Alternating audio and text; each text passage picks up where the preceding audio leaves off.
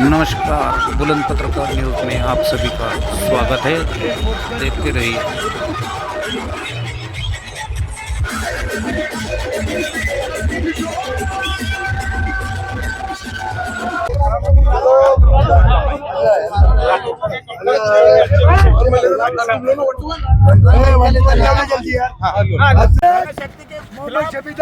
Byte देते का byte खिलाफ जनशक्ति जनशक्ति का विरोध जनशक्ति सर बाइट दो नहीं जनशक्ति विरुद्ध ओ वासी में जरा जल्दी बाइट नहीं माननीय आदरणीय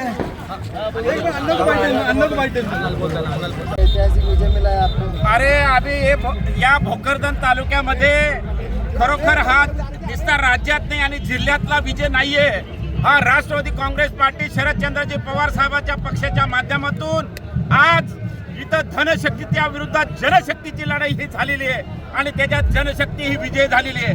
आमचे राष्ट्रवादी काँग्रेस पार्टीचे नगरसेवक प्रभाग 1 ते 10 पर्यंत 9 सदस्य प्रचंड बहुमताने हे निवडून दिलेले, त्यामध्ये आमचे शफिक शेठ असतील आणि आमच्या बरोबर असलेले नगरसेवक निवडून आलेले सर्व असतील।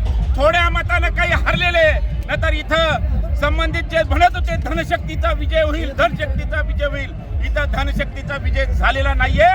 केंद्रीय मंत्री रावसाहेब पाटील दानवे माजी केंद्रीय मंत्र्यांचा सफाया करण्याचं काम इथं त्यांना कधीच नगराध्यक्ष होऊ शकत नाही। पुन्हा एकदा जनतेने हे दाखवून दिलेलं आहे। आता खरोखर निवडून येण्याच्या साठी रात्रंदिवस 3 महिने आमच्या सर्व टीमनं रात्रंदिवस परिश्रम घेतले, म्हणून हा विजय आम्हाला प्राप्त झालेला आहे। त्याबद्दल सर्व या शहरातील 18 पगड जाती धर्माचा सर्व समाजाचा मी माजी आमदार चंद्रकांत दानवेंच्या वतीनं सर्वांचे आभार व्यक्त करतो। त्यांनी आमचा सेक्युलर विचाराचा नगराध्यक्ष ते म्हणत होते हिंदू मुस्लिमचं वातावरण करू आणि इथं मुस्लिम निवडून येणार नाही, पण आम्ही सर्वांना बरोबर घेतलं आणि प्रचंड मतानं 1900 मतानं इथं तुतारीचं बटन दाबून तुतारी ही विजय झालेली आहे। आता राहिला विकासाचा प्रश्न, त्यांना सर्वांना माहित आहे जाफराबाद आणि भोकरदन तालुक्यातील सर्व समाजाला मी हारलो तरी 4थ्या नंबरला या राज्यामध्ये हरल्याच्या नंतर 1,06,000 मतं घेतलेले विधानसभेमध्ये। आता नगराध्यक्ष आमचा आणि 9 असे मिळून 10 सदस्य आमच्याकडे झालेले।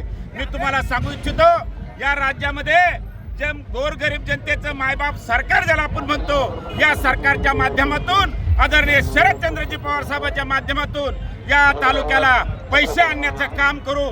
पिण्याचं पाणी, नाली, रस्ता, गटार हे स्वच्छ करण्याचं काम 100% केलं जाईल, हा शब्द मी माझ्या तालुक्यातल्या जनतेला देतो। आणि पुन्हा एकदा या शहरातील सर्व जाती धर्माच्या लोकांना मनापासून शुभेच्छा देतो, त्यांना धन्यवाद देतो। असंच काम येणाऱ्या काळामध्ये तुम्ही करा।